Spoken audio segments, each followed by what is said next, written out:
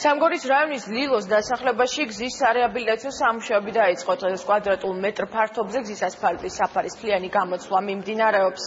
სარეაბილიტაციო სამუშაოები დღეს პირადად დაათვალიერა დედაქალაქის მერმა გიგი უგულავა ადგილობრივებს შეხვდა. ამ ეტაპზე მიწისქვეშა კომუნიკაციების გამოცვლა მიმდინარეობს. პარალელურად კეთდება ბეტონის ბორდიურები და ეწყობა ტროტუარები. სამუშაოები სავარაუდოდ თვის ბოლოს დასრულდება.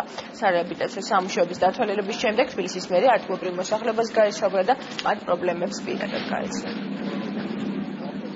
რამდენიმე ქარხანა ეს ბოლო პერიოდში დაკეტილია სხვადასხვა მიზეზების გამო. მე იმედი მაქვს, რომ გაზაფხულიდან ეს კერძო სექტორიც გამოცოცხლდება, იმიტომ რომ ეს პირდაპირ უკავშირდება უმუშევრობას. წყალკანალის მილებია ბოლომდე გამოსაცვლელი, ასფალტიც დაიგება და ტრანსპორტის საკითხი ჩანგრეულია 20 წლის წინ ჩაინგრა ხიდი, რომელიც მას პრაქტიკულად ჩიხურ მდგომარეობაში მოაქცია ეს ნაწილი. ისანი სამგორის რაიონი იყო ეს. დღეს ჩვენ გვაქვს იდეა, რომ ცალკე იყოს სამგორის რაიონი, ცალკე იყოს ისანი, ცალკე იყოს კრწანისი და რაც მთავარია მეტი ავტონომია და მეტი შესაძლებლობა ექნებათ გამგებლებს იმისათვის, რომ ოპერატიულად იმოქმედონ. ჩვენი უპირველესი მოვალეობა იქნება გამგეობის, რომ ის პროექტები და პროგრამები, რომელსაც გამგეობა განახორციელებს, მაქსიმალურად მოსახლეობამდე იყოს მიტანილი. 1-4-გან არის გახეთქილი მილები, ამოდის ჭაობდება ეს დაჭაობებული წყალი.